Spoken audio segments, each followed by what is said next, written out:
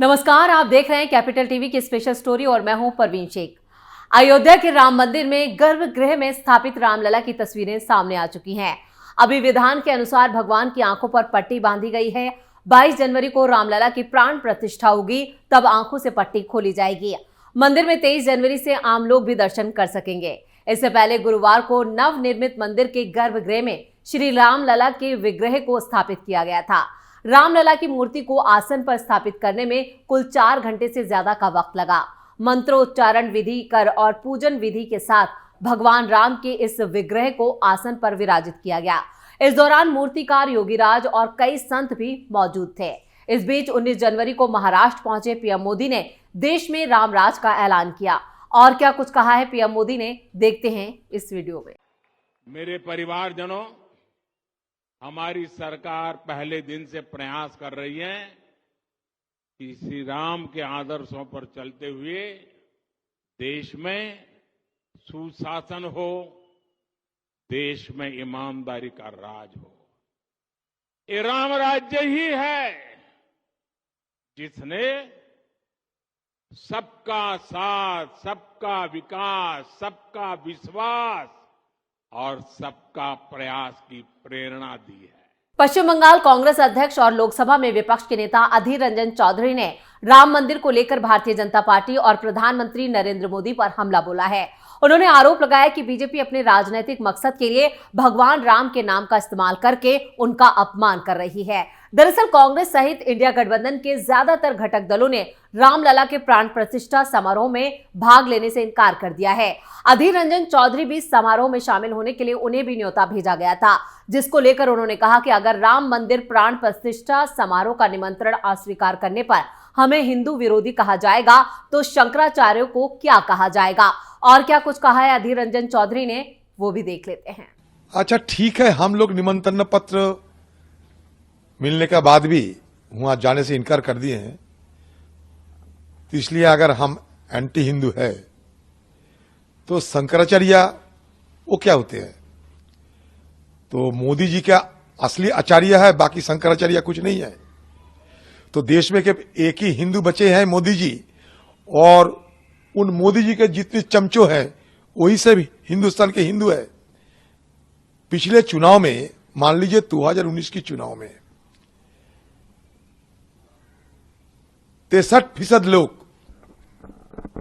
मोदी जी के खिलाफ वोट दिए थे। तो इसमें यह साबित होते हैं सारे हिंदू मोदी जी की जेब के अंदर रखे हुए पेटेंट नहीं है। और मोदी जी ये पहले नेता जो आए हैं हिंदुस्तान में हिंदू धर्म को और हिंदू धर्म की जो सोच,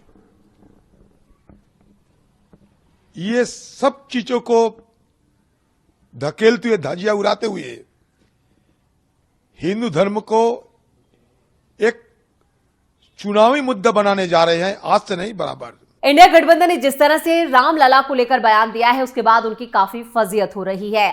अयोध्या में राम मंदिर प्राण प्रतिष्ठा समारोह की तैयारी पर यूपी के मंत्री जयवीर सिंह ने विपक्ष को मुंहतोड़ जवाब दिया है। उन्होंने कहा कि इस समय पूरा देश राममय हो चुका है। अयोध्या नगरी सभी लोगों का यहाँ पर स्वागत करने के लिए तैयार है। रामोत्सव के लिए यहाँ पर सभी लोग समर्पित भाव से उल्लासित हैं और ऊर्जा उत्साह चरम पर है। और क्या कुछ कहा है, देखते हैं इस वीडियो में। देखिए, इस समय पूरा राममय वातावरण है। रामोत्सव के मस्ती में पूरा देश झूम रहा है और अयोध्या की नगरी इस समय सारे लोगों को स्वागत सत्कार के लिए सज धज के तैयार खड़ी है। बस समय निकट है, आदरणीय मोदी जी आने वाले हैं। रामोत्सव का क्षण वो आने वाला है जब भगवान राम जी की प्राण प्रतिष्ठा का साकार स्वरूप यहाँ सब लोगों के सामने होगा। जय जय राम की इस समय धूम मची है और रामोत्सव के लिए सारे लोग समर्पित भाव से यहाँ उल्लासित हैं, हर्षित हैं और ऊर्जा और उत्साह चरम पर है। इधर लखनऊ में भी राम मंदिर प्राण प्रतिष्ठा समारोह पर उत्तर प्रदेश के उप मुख्यमंत्री ब्रजेश पाठक ने काफी बड़ा बयान दिया है। उन्होंने कहा कि भगवान रामलला अपने भव्य मंदिर में शीघ्र पधारने वाले हैं। चारों तरफ हर्षोल्लास का वातावरण है, सभी तैयारियां पूरी कर ली गई हैं। जो एक लंबे समय प्रभु रामलला अपने भव्य मंदिर में शीघ्र पधारने वाले हैं और चारों तरफ हर्षोल्लास का वातावरण है। आदरणीय प्रधानमंत्री नरेंद्र मोदी लोकार्पण जब 22 जनवरी को करेंगे, पूरी दुनिया में इसका हर्षोल्लास का वातावरण प्रफुल्लित हो रहा है और हम माननीय प्रधानमंत्री नरेंद्र मोदी जी का पलक पांवरे बिछाकर हम सब कार्यकर्ता इंतजार कर रहे हैं, वो आए और दुनिया के लिए प्रभु रामलला के मंदिर को लोकार्पित करें। बीइंग अ डिप्टी सीएम अभी किस तरह की तैयारियां? पूरी तैयारियां हैं, इंफ्रास्ट्रक्चर से लेकर के साफ सफाई, स्वच्छता, मेडिकल, सारी तैयारियां पूरी हैं, कहीं कोई दिक्कत नहीं। वहीं मंदिरों में स्वच्छता अभियान में हिस्सा लेते हुए केंद्रीय मंत्री पीयूष गोयल ने कहा कि यह भारत के 140 करोड़ लोगों की आस्था, विश्वास का सामूहिक संकल्प का परिणाम है। 500 साल की लड़ाई के बाद 22 जनवरी को प्रभु श्री राम अपनी जन्मस्थली पर विराजमान होंगे। प्राण प्रतिष्ठा का कार्यक्रम होगा। संवैधानिक तरीके से यह कार्यक्रम हो रहा है, इसका राजनीतिकरण किसी को नहीं करना चाहिए। प्रोग्राम नहीं, अयोध्या का मामला ये नहीं, मोदी जी का प्रोग्राम है, ये भारत आरएसएस का प्रोग्राम है। ये भारत के 140 करोड़ लोगों की आस्था का, भारत के 140 करोड़ लोगों के विश्वास का, भारत के 140 करोड़ लोगों के सामूहिक संकल्प का परिणाम है, जो 500 साल की लड़ाई के बाद आज 3 दिन के बाद 22 तारीख को प्रभु श्री राम अपने जन्मस्थली पर विराजमान होंगे। प्राण प्रतिष्ठा का कार्यक्रम होगा।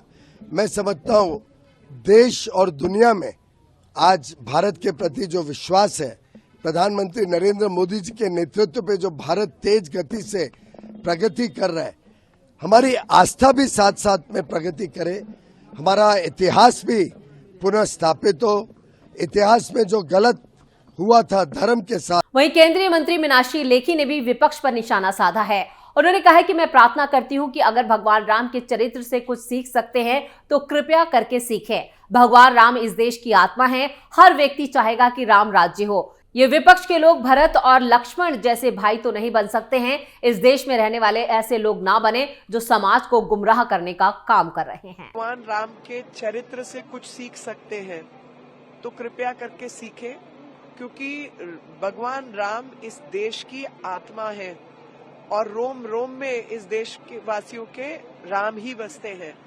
हर व्यक्ति एकांत में बैठे और अपने से बात करे तो हर व्यक्ति पूछेगा कि आपको कैसा राजा चाहिए, तो सब लोग कहेंगे राम राज्य ही बेहतर राज्य है। सबसे पूछिए कि भाई कैसा चाहिए, तो बोलेंगे लक्ष्मण और भरत जैसा भाई चाहिए, जहाँ पर भाई भाई का कत्ल नहीं कर देता। अयोध्या में प्राण प्रतिष्ठा समारोह से पहले एनडीआरएफ की तैयारी भी पूरी हो चुकी है, जिसको लेकर एनडीआरएफ के डीजी अतुल करवाल ने कहा है, ऐसे अवसरों पर एनडीआरएफ और अन्य बलों के साथ समन्वय के साथ काम करती है। हमारी कई टीमें अयोध्या में तैनात होंगी। हमारी सर्वश्रेष्ठ CBRN टीमें वहां तैनात की गई हैं। 22 जनवरी के बाद कुछ समय के लिए जब तक वहां ज्यादा भीड़ होगी, हमारी टीमें मौजूद रहेंगी।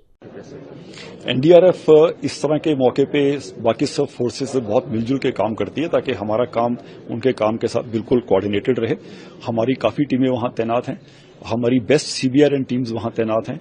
जो सीओ साहब हैं उस बटालियन के, जो वाराणसी में है, वो खुद वहां पर उसको सुपरवाइज कर रहे हैं। जो hazards material vehicle, hazmat vehicle हमने नई तैयार की थी G20 के लिए, उसको हमने वहां तैनात किया है। और इस 22 जनवरी के फंक्शन के बाद भी कुछ समय तक, जब तक वहां काफी रश रहेगा, हमारी टीमें वहां अवेलेबल रहेंगी। तो मुझे आशा नहीं, एक पूरा विश्वास है कि ये इवेंट बहुत अच्छे से जाएगा। तो अयोध्या में रामलला की 22 जनवरी को प्राण प्रतिष्ठा की जाएगी, जिसके लिए सभी तैयारियां जोरों पर हैं और अनुष्ठान किए जा रहे हैं। रामलला की प्रतिमा गर्भगृह में विराजमान हो गई है। अब बस प्राण प्रतिष्ठा का इंतजार किया जा रहा है। इस समारोह के लिए रामनगरी को दुल्हन की तरह सजाया गया है। बताया जा रहा है कि इस समारोह में 7,000 लोग शामिल होंगे, जिसमें नेता, अभिनेता, उद्योगपति, साधु संत समेत गणमान्य लोग मौजूद रहेंगे। तो स्पेशल स्टोरी में इतना ही। आपको ये रिपोर्ट कैसी लगी, नीचे कमेंट बॉक्स में अपनी राय जरूर दें। वीडियो को लाइक, शेयर और कैपिटल टीवी को सब्सक्राइब जरूर करें। नमस्कार।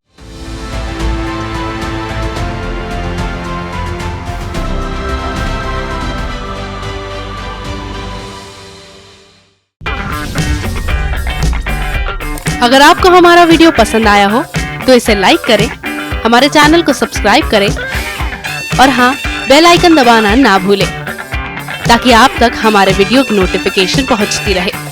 आप अपना सुझाव हमें कमेंट बॉक्स में दे सकते हैं। हमारे साथ जुड़ने के लिए शुक्रिया।